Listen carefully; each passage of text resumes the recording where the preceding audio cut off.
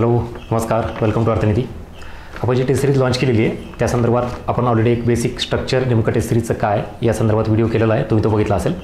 त्याच्या पुढे जाऊन एक्झॅक्टली टेस्ट सिरीजचे प्रश्न जे आपण 100 सांगतो आहे एका टेस्टमध्ये, असे 4 टेस्टचे 400 प्रश्न. या प्रश्नांचं स्वरूप नेमकं त्याच्यावर इन डिटेल काय काय असणार आहे, म्हणजे फार त्याचे डिटेलिंग जे पॉईंट आहेत ना, हे तुमच्या समोर मांडणं मला गरजेचं वाटलं. प्रत्येक गोष्ट आपण ज्या वेळेला आपला वेळ आणि आपली फायनान्शियल रिसोर्सेसची जी गोष्ट असते ती इन्व्हेस्ट करतो, त्यातून नेमकं रिटर्न काय हे मी विद्यार्थ्यांना अगोदर दाखवत असतो. म्हणजे तुम्ही दिलेला वेळ आणि त्यात केलेली फायनान्शियल इन्व्हेस्टमेंट जी फीस स्वरूपात आहे त्याचं रिटर्न नेमकं कसं असणार आहे याचा एक थोडा आढावा तुम्हाला मी द्यावा वाटला मला अगोदर. हे देतो, हे बघून समजून घ्या आणि त्याच्यानंतर तुम्ही डिसाईड करा ॲडमिशन घ्यायचं आहे नाही घ्यायचं. इट्स युअर चॉईस, तुम्ही ठरवा काय ते. ही आपली टेस्ट सिरीज, याचे पॉईंट्स मी भरपूर वेळा सांगणं झालेले आहेत. आता पुढचे डिटेलिंगमध्ये काही मुद्दे आहेत. एक्झॅक्टली कंबाईनच्या एक्झामसाठी आपण इकॉनॉमिक्स फोकस करतो आहे, लक्षात घ्या. काही स्टुडंट जे आहेत त्याचे मी 2 गट केलेले आहेत, ए आणि बी असे 2 गट. बऱ्याच विद्यार्थ्यांचा अभ्यास झाला आहे, त्यातल्या जुनी विद्यार्थी, त्यांना असं वाटतं की माझा अभ्यास कंप्लीट झाला आहे, हरकत नाही. परत दुसरा असा वर्ग आहे की ज्यांचा अभ्यास थोडा अर्धवट आहे किंवा डेप्थ तेवढी नाही आहे, त्याला आपण इनकम्प्लीट स्टडी म्हणून. 2 गट आहेत, मान्य आहे. महाराष्ट्रामध्ये जेवढे विद्यार्थी त्यात 2च गटामध्ये करता येतात. इथं ज्यांचा अभ्यास कंप्लीट झाला आहे त्यांच्यामध्ये बऱ्यापैकी आपण कंटेंट हा स्ट्रॉंग आहे असं म्हणू शकतो. कन्सेप्च्युअल क्लॅरिटी आहे, फॅक्ट्स पाठ आहेत, बरोबर उत्तर यायला लागलेत. त्याच्यासोबत करंटचा अँगल पण आहे, योजना क्लिअर केलेल्या आहेत त्यांनी, बजेट सर्वे बऱ्यापैकी केलेलं आहे. म्हणजेच कंटेंट म्हणतो मी याच्यात, कन्सेप्ट, फॅक्ट्स, योजना, करंट सगळं आलं. क्लिअर? हां, असा असलेला वर्ग आहे. आता यांना असं वाटतं की सर मला कुठलाही प्रश्न द्या, मी 100% सॉल्व्ह करतो, किंवा आयोगाचे सुद्धा प्रश्न मला सगळे सॉल्व्ह करता येतात, टेस्ट सिरीजचे सुद्धा प्रश्न मला सगळे सॉल्व्ह करता येतात. म्हणजे बघा, आता मी काय म्हणतो नीट ऐका. प्रश्न सॉल्व्ह करता येणं ही एक बाजू झाली आणि लवकर प्रश्न सॉल्व्ह करता येणं ही दुसरी बाजू आहे. कंबाईन परीक्षा जर तुम्ही टार्गेट करत असाल, इथं लक्षात घ्या, याच्यामध्ये 2 गोष्टीवर फोकस करायचा आहे. नंबर 1, कंटेंट हा तुम्हाला लागतोच, म्हणजेच अभ्यास, म्हणजेच कन्सेप्च्युअल क्लॅरिटी, फॅक्च्युअल डेटा पाठांतर, करंट अँगल, योजना हे लागतोच, ह्याला मी कंटेंट म्हणेन. At the same time you have to work on speed, point to be noted. हा सक्सेस फॉर्म्युला आहे. तुम्हाला जर कंबाईन पास करायची असं लक्षात ठेवा. राज्यसेवा आणि कंबाईनमध्ये मी नेहमी सांगतो 2 गोष्टी आहेत. कंबाईनला 1 तास आहे, राज्यसेवेला 2 तास आहेत. कंबाईनला 100 प्रश्न आहेत, राज्यसेवेला 100 प्रश्न आहेत. कंबाईनला तुम्हाला फक्त कंटेंटवर काम करून चालत नाही. सर मला सगळं येतं, सगळं पाठ आहे, कन्सेप्ट क्लिअर आहेत, काही होणार नाही. तुम्ही फक्त प्रश्न सॉल्व्ह करू शकता, पण कंबाईनची लढाई ही आहे, एक्झामची डिमांड ही आहे, तुम्ही वेळेवर प्रश्न सॉल्व्ह करणं. म्हणून कंटेंट प्लस स्पीड असे हे 2 गोष्टी जर तुमच्याकडे असतील तरच तुम्ही कंबाईन पास होऊ शकता. अदरवाईज अभ्यास खूप आहे, पण परीक्षेत त्या 1 तासामध्ये जवळपास 33 सेकंद एका प्रश्नाला येतात, नियर अबाउट 30 सेकंद आपण धरूया. या 30 सेकंदातच उत्तर दिलं तर त्याला अर्थ आहे, अदरवाईज काही अर्थ नाही. आणि म्हणून इथं ज्याला असं वाटतं माझा अभ्यास पूर्ण झालेला आहे त्यांनी कंटेंटवर काम केलेलं आहे, मान्य आहे. त्यासोबत आता काय करायचं आहे, स्पीडवर काम करायचं आहे. नेक्स्ट, इनकम्प्लीट असणारे विद्यार्थी यांनी कंटेंटवरही काम करायचं आहे. At the same time you have to work on speed also. This is all about success formula combine pre exam. बऱ्याच जणांना कदाचित या बाबतीत माहिती नसेल, किंवा माहिती असलं तरी आपण फोकस करत नाहीत. या व्हिडिओमार्फत लक्षात येईल. अजूनही वेळ गेली नाही, संधी मिळाली आहे चांगली. ज्याचा अभ्यास स्ट्रॉंग झालेला आहे त्यांनी स्पीडवर काम करा, ज्याचा अभ्यास वीक आहे त्यांनी डेप्थ वाढून स्पीडवर दोन्हीवरही काम केलं पाहिजे. हे इथलचं विद्यार्थ्यांचं झालं. आता जो इथलचा विद्यार्थी आहे ना, ज्याला असं वाटत होतं की सर माझा अभ्यास खूप आहे पण तरीही माझा स्कोअर येत नाही, त्याचं उत्तर मिळालं का? आय रिपीट, मी काय म्हणतोय, ज्याला आजपर्यंत असं वाटत होतं सर माझा अभ्यास झाला आहे, कन्सेप्ट क्लिअर आहे सर, मला काही विचारायला सांगतो तरी माझा कंबाईनचा स्कोअर का येत नव्हता, तुम्ही कुठं कमी पडत होते? स्पीडला. मिळालं का उत्तर? हे. आणि इकडं ह्यांना असं वाटत होतं की सर माझा कंटेंट वीक आहे, तर तुम्ही कंटेंट स्ट्रॉंग करा, पण तुम्हाला हेही जमलं पाहिजे त्याच्यासोबत. म्हणून या सगळ्या कंटेंटच्या मार्फत तुम्ही विचार करत असाल, बघत असाल, आजपर्यंत जी गोष्ट तुमच्या समोर यायला पाहिजे होती ती आली नाही, ती मी समोर आणतोय. म्हणून अर्थनीतीच्या टेलिग्राम चॅनलला असू द्यात, यूट्यूबला असू द्यात, हा कंटेंट मिस करू नका. आपण वर्षानुवर्ष वाया घालतो पण इरिलेव्हंट गोष्टी करण्यामध्ये, आणि महत्त्वाच्या ज्या कामाच्या गोष्टी आहेत तिथं मात्र आपल्याला वेळ द्यायला नको वाटतं. तुम्ही ठरवा काय करायचं ते. ठीक आहे, चला मिळालं उत्तर. पुढं आता अजून टेस्ट सिरीजमध्ये जे 100 प्रश्न आहेत अजिबात असं वरवर काहीतरी प्रश्न घेतला आहे कुठला तरी टाकला असं अजिबात होणार नाही. एवढे अँगल्स विचारात घेतलेत मी टेस्ट सिरीजला हे करताना. कुठला एक तर सगळ्यात महत्त्वाचा कंटेंट मिळणारच तुम्हाला डेफिनेटली. कन्सेप्च्युअल क्लिअरिटी तुमची चेक केली जाईल प्रश्नामार्फत. फॅक्च्युअल डेटा पार्ट आहे का हे बघितलं जाईल. योजनेवरचे प्रश्न असणार आहेत. करंट अँगलनी बजेटवर प्रश्न असणार आहेत. म्हणजे त्यात लोकसंख्या हा सगळा जो अँगल आहे ना इकॉनॉमिक्सचा तो तुम्हाला डेफिनेटली प्रश्न स्वरूपात येईल. नेक्स्ट परफेक्शन ॲक्युरसी चेक केली जाईल तुमची. 19-20 नको आहे, अर्धवट नको आहे. माहिती आहे 4 ऑप्शनपैकी 2 कट झाले पण 2मध्ये आयोगाचे प्रश्न असे आहेत की लिटरली 4च्या 4 ऑप्शन फार क्लोज असाले. तुम्ही बघा प्रश्न आयोगाचा आहे राष्ट्रीय उत्पन्न समितीची स्थापना 1948ला करण्यात आली असं वाक्य क्लिअर. त्या प्रेशरमध्ये त्या स्पीडमध्ये एका तासात आपल्याला लक्षात येत नाही. तिथं 48 की 49 आहे. 49 हे ॲक्च्युली राष्ट्रीय उत्पन्न समितीची स्थापना आहे. असे किती प्रश्न दाखवतो तुम्हाला मी. आयोगाने फार एकदम बारीक कुठंतरी चेंज केलेला आहे. म्हणजेच इथं तुम्हाला काय पाहिजे ॲक्युरसी परफेक्शन पाहिजे. आणि त्या स्पीडमध्ये लक्षात घ्या इथं उत्तरं सोडवताना काही वाटत नाही. पेपरमध्ये प्रचंड प्रेशर असतं आयुष्याचं. आत्तापर्यंतचं फेलर, वय, समाजाचं प्रेशर, कुटुंबाचं प्रेशर, सगळी भविष्याची चिंता, पास नाही झालं तर पुढं काय होणार आहे या प्रेशरमध्ये तुम्हाला पेपर द्यायचा आहे हे मी इथं सांगणार आहे. ह्याची जाणीव करून देणार आहे. मग फक्त अभ्यासच जर या परीक्षेला लागत असेल अख्ख्या महाराष्ट्रातला एवढा विद्यार्थी सिरियस वर्ग जो आहे अभ्यास करणारा मग तो का नाही पास होत. मग अभ्यासासोबत अजूनही काही फॅक्टर्स आहेत जे आपल्याला समोर आणायचे त्याच्यावर काम करायचं आहे. त्यासाठी ही टेस्ट सिरीज आहे. क्लिअर. चला पुढं स्पीड आणि क्वेश्चन रीड आणि अंडरस्टँडिंग. आत्ता सांगितलं तुम्हाला स्पीडमध्ये प्रश्न वाचायचा नुसतं वाचायचं नाही तर समजून घ्यायचा आहे. प्रश्न डिकोड केल्याशिवाय तुम्ही उत्तर देऊ शकत नाहीत तेही तुम्हाला इथे सांगेल काम केलं जाईल. Focus on keywords. प्रश्नामध्ये आयोगाने असं माझं ऑब्झर्वेशन आहे PYQ ॲनालिसिस मी अशा पद्धतीने केलं की मला जाणवलं आयोग लिटरली तुम्हाला प्रश्नामध्ये हिंट देतो. प्रश्नात असा एखादा कीवर्ड असतो थेट तुम्हाला उत्तराकडे येतो. I will prove you. तुम्हाला दाखवून देईल मी. प्रश्न जे आपली पहिली टेस्ट आहे पहिल्या टेस्टचं डिस्कशन त्यातला पहिला अर्धा तास असेल म्हणजे 3 तास डिस्कशन आहे. त्यातली पहिली टेस्ट आणि त्यातलं पहिलं डिस्कशन पहिला अर्धा तास मी तुम्हाला आयोगाचे प्रश्न घेऊन दाखवेल की हा पॅटर्न आयोगाचा आहे आणि मग तुम्ही ट्रस्ट ठेवाल. म्हणजे मी कुठलाही प्रश्न स्वतः मला वाटलं म्हणून असा फ्रेम करा तसा करावा अजिबात नाही केलं. Completely based on PYQ analysis आणि स्ट्रॉंग आणि मायक्रो ॲनालिसिस करून तुमच्यासमोर हे केलेलं आहे. म्हणून इथं हे फोकस कीवर्ड काय आहेत. Identify the trap. बऱ्याच वेळा प्रश्नामध्ये काय ट्रॅप टाकला आहे तोच कळत नाही आणि पेपर होऊन गेल्यानंतर बाहेर आल्यावर फर्स्ट आन्सर की ती आल्यानंतर कळतं अरे हे तर चुकवलं. म्हणजे मला वाटलं की हे असं आहे आपल्याला असं वाटतं पण वेगळंच असतं. म्हणून तो ट्रॅप आहे ना तो आयडेंटिफाय करायला शिका. अलर्टनेस म्हणतो आपण त्याला. प्रश्न नीट वाचणे समजून घेणे. सिली मिस्टेक्स तुमच्या किती असतील ते. इलिमिनेशन मेथड ह्याला सगळ्यात लास्टला ठेवलं मी. लॉजिक आणि इलिमिनेशन मेथड हे मेन फोकस नसते हे सगळ्यात शेवटी वापरायचं असतं. सांगतो ते पण काय आहे ते. आणि मग एवढ्या सगळ्या याच्यावर तुम्हाला काय कळतं माहिती का नेमकी एक्झामची डिमांड काय. आयोगाच्या प्रश्नांच्या स्वरूपावरून आयोगाला कशा स्वरूपाचा अभ्यास तुमच्याकडून करून घ्यायचा आहे ही डिमांडच आपल्याला माहिती नाही आणि आपण अभ्यास करत चाललो आहे पुस्तकं वाचत चाललो आहे. कसा रिझल्ट येईल आउटपुट कसं मिळेल. नेक्स्ट एक्झाम ओरिएंटेड स्टडी कशाला म्हणायचं. आपण जे पाहिजे आयोगाला तशा पद्धतीने अभ्यास केला पाहिजे. तुम्हाला जसं वाटतं तसं नाही केलं पाहिजे. Next MCQ approach. तुम्ही केलेला अभ्यास तुम्ही वाचलेली कन्सेप्ट समजून घेतलेली कन्सेप्ट ही प्रश्नाच्या स्वरूपात तुम्हाला देता आली पाहिजे. असं तोंडी आपण किती उत्तर सांगतो पण प्रश्नामध्ये देते का म्हणून ते MCQ अप्रोच. आणि सगळ्यात महत्त्वाचं या टेस्ट सिरीजमधून जर काही करायचं असेल ह्याला स्टार मार्क करा. मला तुम्हाला इथं सगळ्यात काही महत्त्वाची देणगी द्यायची असेल ना या टेस्ट सिरीजमधून 4 पेपरमधून ती देणगी म्हणजेच तुमच्या चुका नेमक्या कुठं होतात हे तुम्हाला मी दाखवून देणार आहे. आणि आपण याच गोष्टीला घाबरतो आणि लांब पळून जातो. अजिबात नाही. ह्याला फेस करा सामोरे जा.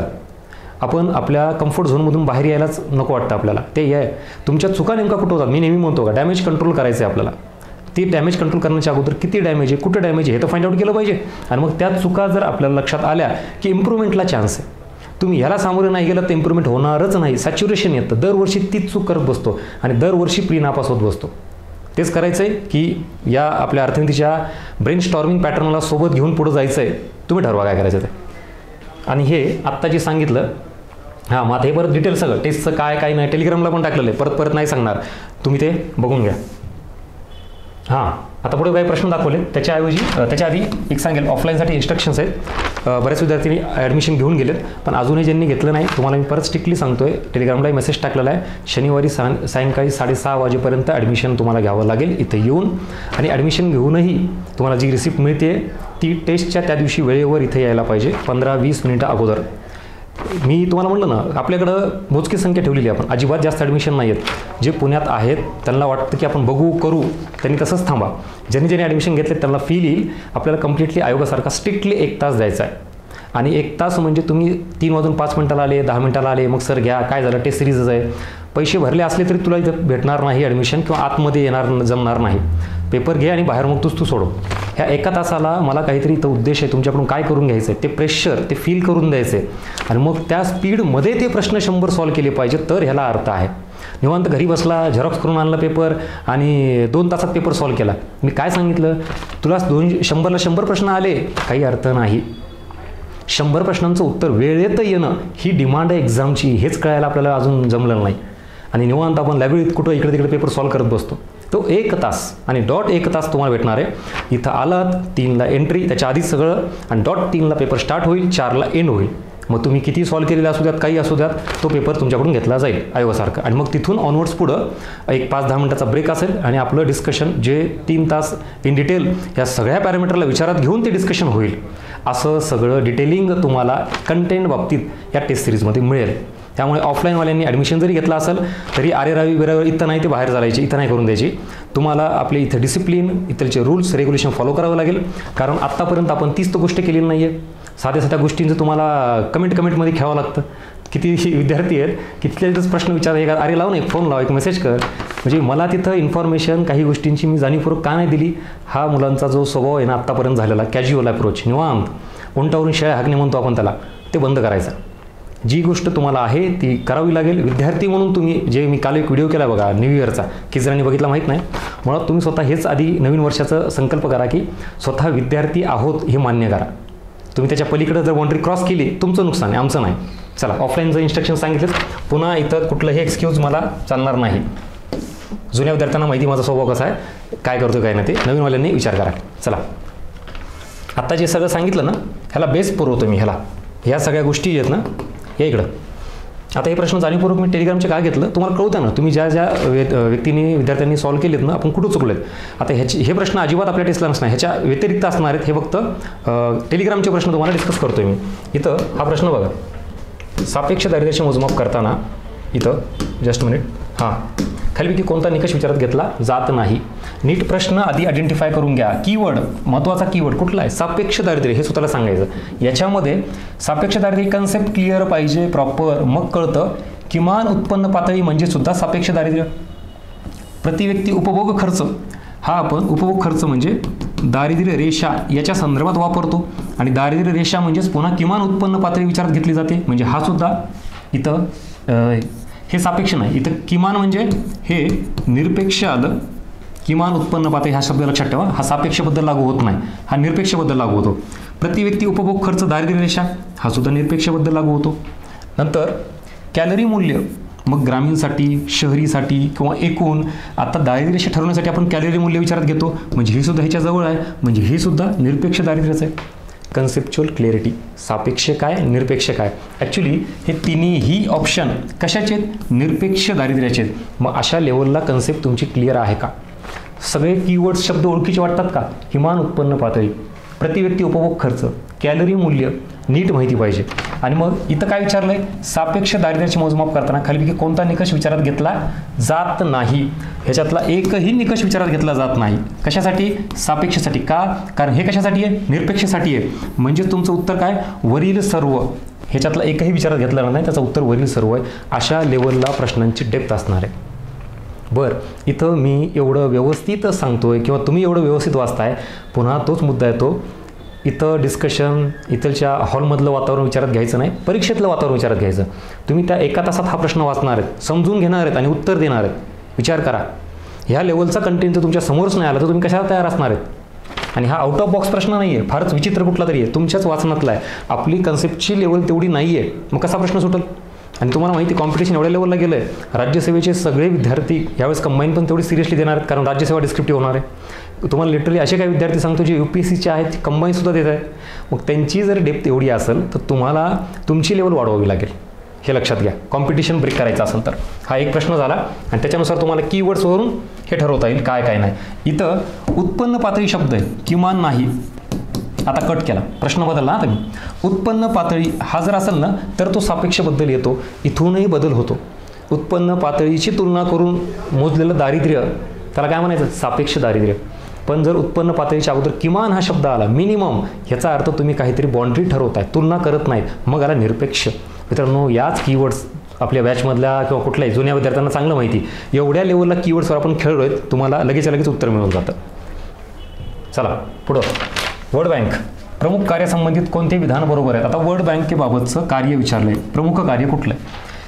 इथं पुन्हा प्रश्न कळाला, कीवर्ड वर्ल्ड बँकेचं कार्य विचारलं आहे, हे स्वतःला सांगायचं. वर्ल्ड बँक इथं सदस्य देशांना व्यवहार तोलाचं संकट दूर करायचं. ऑप्शनमधला कीवर्ड्स व्यवहार तोल आणि दीर्घकालीन कर्ज.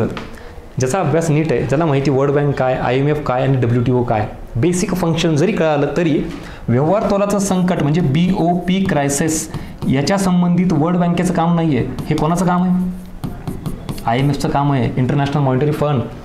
सदस्य देशांना व्यवहार तोलाचं संकट दूर करण्यासाठी अल्पकालीन कर्ज देते IMF. 1991ला आपल्याला हे संकट आलं होतं, त्याच्यामुळे आपण IMFकडे गेलो होतो. IMFने मग आपल्याला सांगितलं स्ट्रक्चरल ॲडजस्टमेंट प्रोग्राम इम्प्लिमेंट करावा आणि म्हणून आपण LPG धोरण स्वीकारलं. हे आहे म्हणल्यावर हा ऑप्शन इथं जागेवर कटला. कीवर्ड्स बघा, व्यवहार तोलाचं संकट दूर करण्यासाठी IMF देते, वर्ल्ड बँक देतच नाही, कटला ऑप्शन. सदस्य देशांना व्यवहार तोल परत सेम. आता इथं अल्पकालीन देऊ द्या, दीर्घकालीन देऊ, संपला. इथंच कीवर्ड हा चुकीचा आहे, तुम्हाला ऑप्शन कटला. किती फास्ट उत्तर द्यायची तुम्हाला इथं स्पीड येण्याची संधी आहे, म्हणून कन्सेप्च्युअल क्लिअरिटी फार क्लिअर पाहिजे. काय कुठली संस्था आणि कुठली कन्सेप्ट कशा संबंधित विचारली, मग इथं अल्पकालीन दीर्घकालीनचा संबंध येतोच कुठं.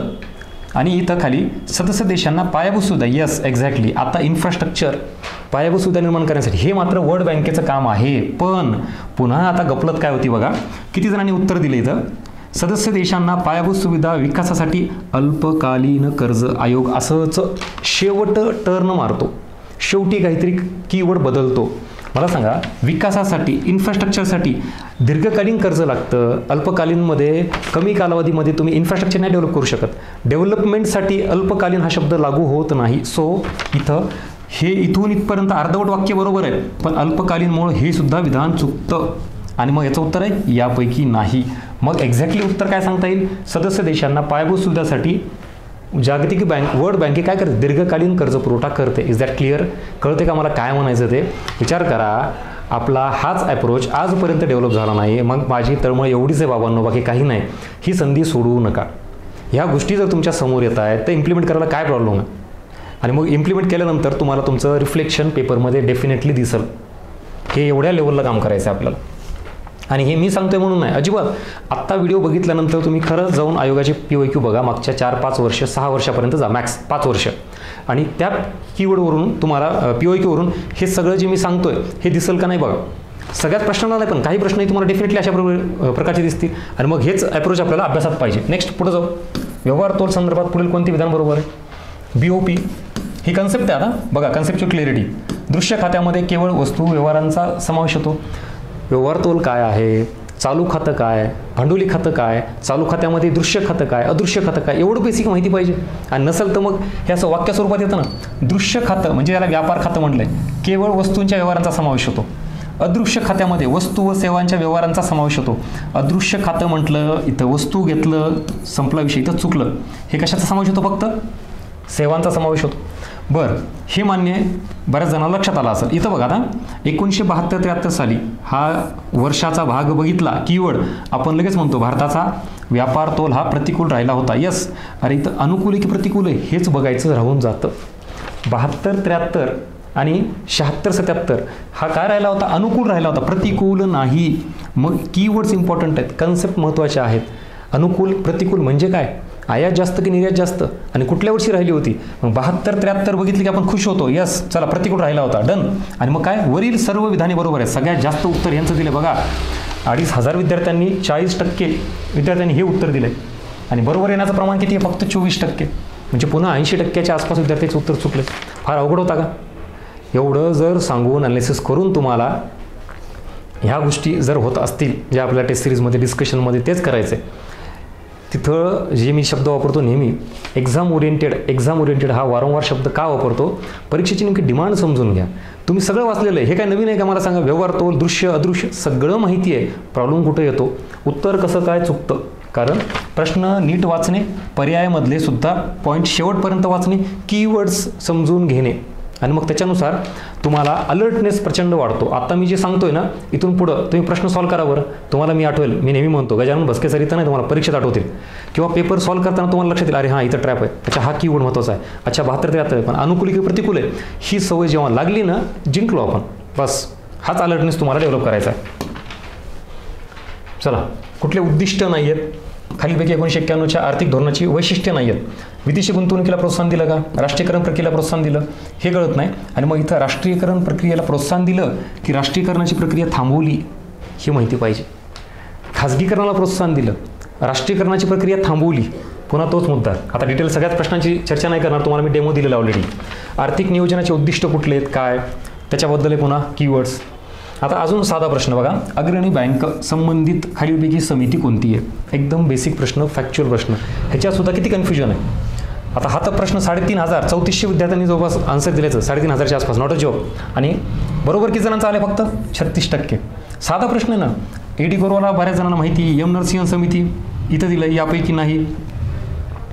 लक्षात घ्या, आपल्याला सगळ्या समित्या ओळखीच्या वाटतात, आयोग पण प्रश्न टाकतो, मग इथं काय परफेक्शन पाहिजे, कारण कन्फ्युजन वाढलं. सेम 2010 साली पुढीलपैकी कोणत्या सहयोगी बँकांचं विलीकरण SBI मध्ये झालेलं आहे. आता अशा स्वरूपातील POQ आलेलं आहे, परत जाऊन बघा प्रश्न आलेला आहे. आपल्याला एकदा माहिती पाहिजे की SBI मध्ये विलिनीकरणाची जी प्रक्रिया आहे ना, ज्या सहयोगी बँका होत्या त्या टप्प्याटप्प्याने विलिनीकरण झाल्यात. मग 2010 साली कुठली झाली, सौराष्ट्र, हे पण वाचण्यात आलेलं असतं, इंदोर, म्हैसूर. कन्फ्युजन आलंच का. मग हेच परीक्षेमध्ये घेऊन जायचं का कन्फ्युजन, का परफेक्शन आणायचं, इथंच दूर करायचं आहे. एक्झॅक्टली इथं इंदोर 2010 आहे, मग ही कधी आहे ही माहितीच पाहिजे. मग 2008ला आहे की 7ला आहे, एवढ्या लेवलचं पाहिजे. साध्या साध्या प्रश्नांना तुम्हाला पर्याय कशाला लागतात रे, टू द पॉईंट जे फॅक्ट आहेत ना डायरेक्ट पाठ पाहिजेत. चला बघा, आता तुम्हाला डेमो सगळे दिलेले आहेत मी इथं पण. आता ज्यांना असं वाटतं की सर RBIचं राष्ट्रीयकरण मला माहिती आहे, मी सांगतो 1949, असं वरवरचा अभ्यास करणारे ये इकडं. आता 1949 वाल्यांनी काय करायचं, 1949 किती ऑप्शन आहेत रे, 3 ऑप्शन आहेत. आणि हे मी नाही, आयोगाची लिटरली POQ होऊन दाखवेल तुम्हाला. असेच आयोगाचे 4ला 4 ऑप्शन असतात की ज्याचे इयर सेम आहेत. मग हे तिथे गेलं कळतं. आता झाली का गफलत, मला 1949 माहिती असून काहीच फायदा नाही. आता आपल्याला माहिती पाहिजे एप्रिल, मार्च, जानेवारी नेमकं काय, कधी काय झालं आहे. बरं 1 एप्रिल पण वाचलेलं आहे, 6 मार्च पण वाचलेलं आहे, ओळखीचंच आहे. म्हणजे सगळे हे पॉईंट्स आहेत ना RBI संबंधित आहेत. मी एवढ्या मायक्रो लेवलला काम केलेलं आहे. 1 एप्रिल स्थापना, मार्च कशाचं आहे, जे आपण हे कायदा म्हणतो तो कायदा तिथं झालेला आहे. आणि इथं काय विचारलं आहे, राष्ट्रीयकरण. म्हणजेच RBIच्या स्थापनाबाबतचं महिना, त्याच्यानंतर त्याचा कायदा आणि राष्ट्रीयकरण हे सगळं एकत्रच वाटायला लागतं. एवढं बायफर्गेशन आपल्याला इथं करायचं आहे, दुसरा ऑप्शन नाही. तुम्हाला सर एवढ्या डीपमध्ये आम्ही कधी गेलो नाहीत, हे बघून जर तुम्हाला भीती वाटत असेल, लक्षात ठेवा हा प्रकार भीती दाखवण्याचा नाही, घाबरण्याचा नाही, हे वास्तव दाखवण्याचा आहे. Accept it or reject it, तुम्ही ठरवा काय करायचं ते. हे सगळं असंच आहे, अशाच लेवलला काम केलं पाहिजे आणि तर परफेक्शन येतं. नेक्स्ट, कार्यशक्ती या संकल्पनेमध्ये पुढे कोणत्या घटकाचा समावेश होत नाही. आता समावेश होत नाही असा आयोग शेवटी फिरवतो, होतो का होत नाही हे नीट ठरवायचं. कुठली संकल्पना आहे, कार्यशक्ती, ती सुद्धा आपल्याला माहीत नाही. इथं पण किती जणांची उत्तरं मिक्स आहेत बघा. मग कार्यशक्ती काय, श्रमशक्ती काय, प्रश्न विचारला आहे ना, बघा परफेक्शन. परत सेम, खाली दिलेल्या विधानापैकी कोणती विधान योग्य नाही, म्हणजे चुकीचं विधान निवडायचं आहे. बरं, सगळ्यांची सुरुवात विचारली आहे, किती कन्फ्युजन आपल्याला. MPIची सुरुवात कधी आहे, 2010. पण 97 हा ओळखीचा आकडा का बरं आहे. HPI ह्युमन पॉवर्टी इंडेक्स, मानवी दारिद्र्य निर्देशांक, तो आधी काढला जात होता 1997ला, तो बंद झाला 2010ला आणि MPI काढला जातो. म्हणजे त्याच्याच रिलेटेड आजूबाजूला इयर आहे, सगळं ओळखीचं आहे, माहिती आहे, पण चुकीचं आहे, तो उत्तर चुकतं आहे. सेम 16 वित्त आयोगाचे सचिव. आता इथं अरविंद बनगड्या लिहून मोकळे झाले. अरे प्रश्नात कीवर्ड बघा ना, काय विचारलंय, तुम्ही लिहिताय काय. मग हे कधी कळतं, फर्स्ट आन्सर की आल्यावर. स्पीडमध्ये तिथं काय चुका करतो ना कळत नाही. बघा आता किती भयानक प्रकार आहे तो. सध्या नीती आयोगाचे अध्यक्ष खालीलपैकी कोण आहे, घ्या, सुमन मेरी, B सुब्रमण्यम. खटकन इथं उत्तर दिलेलं आहे. अरे इथं कीवर्ड बघा ना, काय विचारलं आहे, अध्यक्ष. मग हे अध्यक्ष कसे असतील, नीती आयोगाचे अध्यक्ष कोण असतात, किंवा जे नियोजन आयोग होतात त्याचे पदसिद्ध अध्यक्ष कोण होते, तसेच नीती आयोगाचे पंतप्रधान. मग इथं हे नावं दिसले की पुन्हा कळतं. फर्स्ट आन्सर केलं सर, तिथं अध्यक्ष विचारलं होतं, सचिव विचारलं होतं. आयोगाचे प्रश्न आहेत, परत सांगतोय वारंवार, हे असा सगळा पॅटर्न. तुम्हाला सर असे प्रश्न येत आहेत का, तुम्ही बघा आणि तुम्हीच ठरवा. चला नेक्स्ट. सेम जागतिक गुंतवणूक अहवाल, आता कोण संस्था प्रकाशित करते काही नाही, ह्याच्याबद्दल सुद्धा आपण डाऊटफुल असतो. नेक्स्ट, वृद्धी दर, वार्षिक वृद्धी दर. बघा आता इथं 1981 ते 2011 या कालावधीमध्ये भारताचा वार्षिक वृद्धी दर किती होता? सगळेजण फोकस करतात 17.72 असेल सर, 21 पॉईंट हे असेल. अरे इथं कीवर्ड बघा, तुम्हाला दशवार्षिक दर विचारला नाही. लोकसंख्येचा दशवार्षिक 10 वर्षाचा जो वार्षिक वृद्धी दर आहे 10 वर्षाचा, तो वृद्धी दर विचारला नाही, एका वर्षाचा विचारलेला आहे. आणि तो मग याच्यापैकी एकही नाही. आपल्या लोकसंख्येच्या नोट्स बघा टेलिग्रामला आहेत अवेलेबल, त्याच्यामध्ये वार्षिक दरसुद्धा दिलेला आहे. मग तुम्हाला प्रश्नात काय विचारलं आहे, वार्षिक की दशवार्षिक? तुम्ही मनानच कसं ठरवताय हे आकडे बघून? हे सगळे आकडे कशाचे आहेत? दशवार्षिकचे आहेत. काय अजून किती लेवलला काम करायचं बघा. म्हणजे तुम्हाला एवढं जर ब्रेन स्टॉर्मिंग करून मिळत असेल तर परफेक्शन कसं नाही येणार? तुम्ही ठरवा. FRBM कायद्यासंदर्भात चला, आता FRBM कायदा म्हणलं की कुठली तूट कमी करायची नीट बघायचं नाही, काही नाही, पटकन राजकोषीय तूट किंवा महसुली तूट उत्तर देऊन मोकळं होतो आपण. अरे पण कुठली तूट कमी करण्यासंदर्भात तरतूद करण्यात आली नव्हती. म्हणजे FRBM मध्ये कशाची तरतूद नव्हती तर भांडवली तुटीचा कुठं संबंध होता? मग हे उत्तर तुमचं आहे. राजकोषीय तूट फटकन देऊन बसले, महसुली तूट देऊन बसले काही जण. प्रश्न नीट वाचायचा शेवटपर्यंत. पुढं परत राजकोषीय तुटी यामधून अनुदाने वजा केल्यास काय मिळतं? लगेच संरचनात्मक, कोणी प्रभावी कोणी प्राथमिक, ह्या दोघांवरती किती जोर आहे बघा. इथं ह्यांनी उत्तर किती दिलं नाही, ह्याच्या किती प्रमाणात उत्तर दिलेलं आहे. आणि फक्त 5%, नॉट अ जोक. एवढं किरकोळ उत्तर यांचं बरोबर आलं आहे का? आपल्याला तेच तर काही समजूनच घ्यायचं नाही आहे, नुसतं पुढं सरसायचं आहे. इथं राजकोषीय तूटमधून अनुदान नाही, इथं शब्दच व्याज पाहिजे. त्यामुळे मुळात हा प्रश्नात जो इथं दिलेला कन्सेप्ट आहे ना हाच चुकीचा आहे. त्याच्यामुळे तिघांनाही लागू होत नाही, म्हणून याचं उत्तर हे. राजकोषीय तुटीमधून व्याज असलं असतं तर उत्तर आलं असतं, किंवा इथं महसुली तुटीमधून अनुदान मायनस केलं असलं तर. म्हणजे मिक्सिंग ज्याला म्हणतो ना आपण ती जमली पाहिजे. हे इथं कन्फ्युजन क्लिअर माहिती पाहिजे. मग प्रभावी महसुली तुटीची कन्सेप्ट, प्राथमिक तुटीची कन्सेप्ट माहिती असली की उत्तर बरोबर मिळतं. अजून एक घ्या आता महत्त्वाचा प्रश्न. उच्च विकसित देशांसाठी मानव विकास निर्देशांक याचं मूल्य किती आहे? आता सगळ्यांनी उत्तर काय दिलं बघा, 0.800 पेक्षा जास्त. का? कारण आपल्याला तेच तर ना अर्धवट माहिती, सुपरफिशियल. अरे उच्च विकसित विचारलं आहे आणि हे जे तुम्ही लिहिलं नाही हे कोणाचं आहे? अतिउच्च विकसित. चला इकॉनॉमिक्स गाईड आपलं पुस्तक काढून बघा किंवा कुठलाही सोर्स काढून बघा. तुम्हाला जे वर्गीकरण दिलं ना, अतिउच्च मानव विकास असलेल्या देशाची कॅटेगरी, उच्च विकास मानव विकास असलेली कॅटेगरी, मध्यम आणि निम्न ही कॅटेगरी आहे, त्याच्यानुसार आहे. तुम्ही जे लिहिलं आहे ते अतिउच्चची आहे. इथं काय विचारले? उच्च विकसित मानव विकास. एकच शब्द, एकच कॅटेगरी अख्खा घात करतो. एक क्वेश्चन गेला, एक मार्क गेला, एक वर्ष गेलं. आणि आता 1 वर्ष म्हणता येणार नाही, 1.5 2 वर्ष जाईल, परीक्षाच नाही, कधी काय होईल माहीत नाही, भयान अवस्था आहे. हे सगळं असं समज चालणार आहे. भरपूर आहे. काय इथं अटल पेन्शन योजना कुठल्या मंत्रालयाअंतर्गत येते? मंत्रालय विचारलं जातं बघा तुम्हाला, मिनिस्ट्री.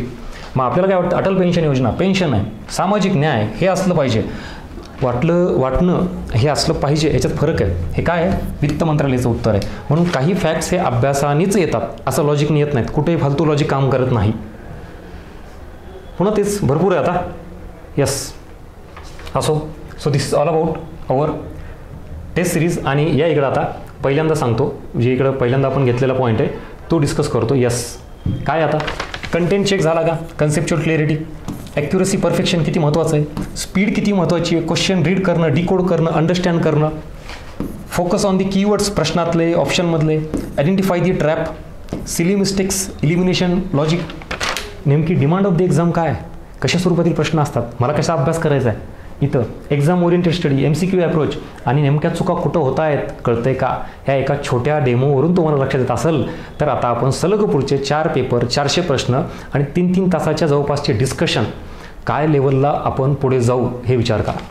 त्यामुळं हे आत्ता जस्ट तुम्हाला का सांगितलं, मला नेहमी असं वाटतं की कोणालाही बळजबरी याच बस अजिबात अट्टास नाही माझा. हे असं आहे, पटलं ये, नाही तर निवांत तुझं जे चाललं ते चालू दे बाबा, तुला शुभेच्छा, असं काही नाही की आलाच पाहिजे, ऑल द बेस्ट. ह्याच्यातून तुला काय कळलं तर दिशा घे आणि तू पुढे जा, काही अट्टास नाही माझा. पण इथं आल्यानंतर जे पुण्यात आहेत, माझं आवर्जून त्यांना एक सांगणं आहे की आवर्जून तुम्ही इथे येऊन पेपर सॉल्व्ह करा. जे पुण्यात नाहीत त्यांचा नाईलाज आहे, त्यांना काही मर्यादा आहेत येण्या जाणार, त्यामुळे त्यांनी तिथंच 1 तास लावून तो पेपर सॉल्व्ह करा. जे काही तुम्ही हे करताय, पेपरची कॉपी घेताय तर ती सॉल्व्ह करून मगच डिस्कशन बघा. ठीक आहे, हे इतरचे मुद्दे. आणि याच्यानुसार मग हे सगळे किती पेपर आहेत, काय काय नाही, ह्याच्यावर ऑलरेडी इन्फॉर्मेशन मी टाकलेली आहे. इथं हा सगळा प्रश्नांचा एरिया इथं जे संख्या सांगितलेला आहे तशा स्वरूपात डिस्कशन असेल. आणि ह्याच्या व्यतिरिक्त अजून काही तुमचे इतर डाऊट आहेत प्रश्नांबाबत, सर हे असं ते तसं, आउट ऑफ बॉक्स प्रश्न असणार आहेत, म्हणजे खूप खूप अजून सरप्राईजेस बाकी आहेत, इथं मी अनलॉक करणार नाही. त्यामुळे त्या दिवशी या तुम्हाला पेपरला कळेल की आपण कुठल्या लेवलला मेहनत घेतो आहे. कदाचित इकॉनॉमिक्सबाबत हे फर्स्ट टाईम असा असेल की एवढ्या लेवलला म्हणून मायक्रो लेवलला जाऊन मेहनत घेतो आहे. म्हणून नावच आहे अर्थनीती, अर्थशास्त्रासंदर्भात काम करणारी the institute of economics. Dedicatedly मला वाटतं महाराष्ट्रातली पहिली संस्था असेल MPSC क्षेत्रामधली, सतत काही वर्ष झालं फक्त एका विषयावर काम करते. ठीक आहे, म्हणजे आता बाकी आपण कुठला तरी दुसरा विषय घेतो काय करतो नाही, डेडिकेटेडली तिथं तुम्हाला फक्त इकॉनॉमिक्सच आणि जेवढे एक्झामला मॅच होईल तेवढ्या लेवलला घेऊ. क्लिअर. बाकी दुसरं एक अपडेट असा आहे, जी बॅच स्टार्ट करतो आहे आपण सोमवारी, आत्मनिर्भर बॅच, त्याचा पण कन्सेप्ट मी तुम्हाला व्हिडिओमार्फत दिलेला आहे की त्याला नाव आत्मनिर्भर का दिलं आणि बॅचमध्ये कुठल्या लेवलचा कंटेंट होणार आहे. सो येणाऱ्या 2025च्या एक्झामसाठी तुम्हाला ही पण बॅच कामाची आहे. ह्याच्या संदर्भात इथं सोमवारी 6 तारखेला सेशन ठेवलेलं आहे आपल्या अर्थनीतीच्याच ऑफिसला, लेक्चर हॉलला 5:30 वाजता, जे नारायणपेठ पोलीस चौकीच्या जवळ आपलं ऑफिस आहे तिथं. पुण्यात जे असतील त्यांनी सोमवारी तुमच्या आयुष्यातला फार अमूल्य वेळ 1-2 तास जर इथं दिलात तर पूर्ण आयुष्य पुढे मौल्यवान होऊन जाईल. आणि नाहीतर बाकी आपल्याला रील्स, फेसबुक, व्हॉट्सअप, यूट्यूब याला वेळ जास्त द्यायला प्रिफर करतो. त्यामुळे तेही मग वर्क तुम्हाला हरकत नाही. लक्षात घ्या, आत्तापर्यंत जे काही आपण करत आलेलं आहे तेच ट्रॅडिशनली जर करत बसलो तर चुका बाहेर येणार नाहीत. आणि म्हणून पुण्यातल्यानी आवर्जून सेशनला येऊन बसा, बघा काय लिंक लागते, काय बदल होतो आणि बदलाला सामोरे जायची हिंमत ठेवा. तो व्हिडिओ कोणी बघितला नसेल तर आवर्जून बघा. न्यू इयरचा व्हिडिओ केलेला आहे मी, त्याच्यात ह्याच गोष्टी सांगितलेल्या आहेत. आपण स्वतःच्या चुका तशाच झाकून ठेवायला प्रिफर करतो का, ते सेफ झोन छान वाटतो ना. आणि चुका बाहेर काढल्या की मग स्वतः इगो हर्ट होतो, कमीपणा वाटतो, भीती वाटते. पण त्या भीतीला सामोरं तर गेलं पाहिजे. नाही जर गेलात तर मग वर्षानुवर्ष जे चुका करत आलो तसंच राहील सगळं. बघा तुम्ही काय करायचं ते. सो हे तुम्हाला इथं ही बॅच आहे आणि बॅचलासुद्धा सेम तसंच मोजून 40 विद्यार्थी, अजिबात नाही. काही कितीही येऊ द्या, समोर 2 विद्यार्थी असू द्या, ताकदीने घेऊ. 40 असले ते ताकदीने घेऊ. 40पेक्षा जास्त का नको, अजिबात क्वांटिटीपेक्षा क्वालिटीवर फोकस असेल. अर्थनीतीचा आधीपासूनचा तोच पॅटर्न आहे. त्यामुळे क्वालिटी कॉम्प्रोमाइज न करता रिस्ट्रिक्टेड क्वांटिटी ठेवलेली आहे. तुमच्या पद्धतीने तुम्ही निर्णय घेऊ शकता. सो कसा वाटला हा व्हिडिओ, हा कंटेंट, टेस्ट सिरीजबाबतचे फीडबॅक आवर्जून तुमच्या कमेंट बॉक्समध्ये मेन्शन करा. व्हिडिओला लाईक करा, जास्तीत जास्त विद्यार्थ्यापर्यंत शेअर करा. हा जो इनिशिएटिव्ह आहे ना इकॉनॉमिक्सबाबत एवढं रिगरसली काम करणं, हे तुम्हाला तुमच्याच परीक्षेला फायदा करून देणार आहे. याचा फायदा घ्या. जिथे जिथं तुम्हाला वाटतं अर्थनीतीबाबत जे महत्त्वाचे पॉईंट्स आहेत तुम्हाला उपयोगात पडत आहेत तेवढे घ्या. जिथं वाटतं की नाही हे असं नाही, बाकी तुम्ही ठरवा. मी प्रत्येक व्हिडिओमध्ये सांगतो अजिबात अट्टहास नाही, 100ला 100% मला फॉलो करा. तुमच्या पद्धतीने तुम्ही ठरवा. जेवढे मुद्दे कामाचे तेवढे घ्या, पण ह्याच्यातून इम्प्रूव्हमेंट करा. किमान एवढ्या ह्याच्यातून एक जरी प्रश्न वाढला तुमचा या इन्फॉर्मेशनवर, किमान म्हणतोय मी, तरीही फार मोठी अचिव्हमेंट झाली आहे. एका मार्कावर, एका प्रश्नावर हजारो विद्यार्थी असतात, हजारो. ठीक आहे. आणि मग तुम्ही एक प्रश्न जरी बरोबर आणला, एक मार्क आणला, तर मी नेहमी सांगतो असतो, तुम्ही हजारोची लीड ब्रेक करता. तुम्ही त्या हजारांच्या विद्यार्थ्यांना सोडून पुढे सरकता. त्यामुळे एक क्वेश्चन, एक मार्क फार महत्त्वाचा आहे. पॉईंटनीही रिझल्ट जातो. आणि आता आपल्याकडे दुसरं ऑप्शन नाही आहे. कॉम्पिटिशन एवढ्या लेवलला गेलं आहे. आणि हे जर वाटत असेल की भीती दाखवून ॲडमिशन करणं, तर बाबांनो हे वास्तव आहे. आणि हे आज नाही, जरा थोडे जे कोणी नवीन असेल ना, मागचे व्हिडिओ जाऊन बघा. ही भीती, हे वास्तव मी मागच्या कितीतरी वर्षापासून दाखवतो. महिन्यापासून नाही, कितीतरी वर्षापासून दाखवतो आहे. मागचे यूट्यूबचे पण लेक्चर्स बघा, आपल्या टेलिग्राम चॅनलवरच्या मागच्या पोस्ट बघा. जेवढं विद्यार्थ्यांबाबत जे कोणी अंधारात असलेले विद्यार्थी त्यांना प्रकाशात आणायचं काम करतो आहे, तर त्याला भीती दाखवणं म्हणत नाही. त्याला जर भीती वाटत असेल तर तसं घाबरलंही पाहिजे. चांगल्या गोष्टींची भीती घेऊन त्याच्यात आपल्यात बदल करणं ही चांगली गोष्ट आहे, ही वाईट नाही आहे. ठीक आहे. चलो, सो हे आजच्या पुरतं भरपूर डोस झाला. बाकी आपल्याला टेस्ट सिरीजच्या दरम्यान विशेषतः इथं ऑफलाईनवाल्यांनी 3 तास मेंटॅलिटी करून यायची, आपल्याला बसायचं, हे ऐकायचं आहे.